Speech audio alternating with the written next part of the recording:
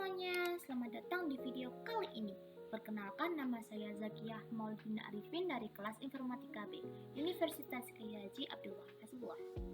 Pada kesempatan kali ini, saya akan meresensi sebuah buku yang sangat luar biasa dan inspiratif, yaitu Quran Mapping, menyelami kandungan, sifat, dan karakteristik surat-surat dalam Al-Quran karya Ustadz Nur Fajri Ramadan. Pembahasan kali ini akan meliputi identitas buku, konsep pemetaan, contoh bedah surah, hingga keunggulan utamanya. Tanpa berlama-lama lagi, mari kita masuk ke pembahasannya. Sebelum mendalami isinya, mari kita lihat dulu identitas dari buku ini. Buku ini ditulis oleh Nur Fajri Ramadan dan diterbitkan oleh penerbit Aqwam dengan ketebalan kurang lebih 670 halaman bermodel hardcover. Masalah utama yang diangkat buku ini adalah banyaknya dari kita yang ingin memahami isi Al-Quran, tetapi seringkali merasa kesulitan atau minder karena kitab-kitab tafsir yang ada umumnya berjilid-jilid dan sangat tebal. Nah, buku ini hadir sebagai solusi praktis dan jembatan pemahaman atas permasalahan tersebut. Bagaimana sih metode yang digunakan dalam buku ini? Nah, sesuai dengan judulnya, buku ini menggunakan pendekatan mapping atau pemetaan sistematis. Jadi, setiap surah dipetakan secara rapi menjadi beberapa poin utama, yakni yang pertama, pokok kandungan dan sifat surah. Yang kedua, produk hukum serta mutiara hikmah. Dan yang ketiga adalah interrelasi atau hubungan keterkaitan antar surah. Nah, dengan metode ini, kita dapat melihat gambaran besar Al-Quran dari surah Al-Fatihah hingga surah An-Nas secara utuh dan terstruktur.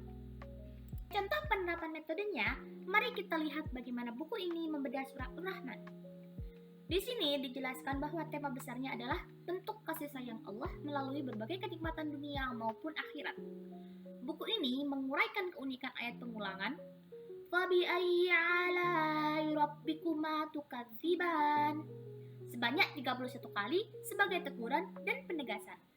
Selain itu, ditegaskan pula bahwa nikmat Al-Quran diletakkan di urutan pertama sebagai nikmat terbesar sebelum diciptakannya manusia.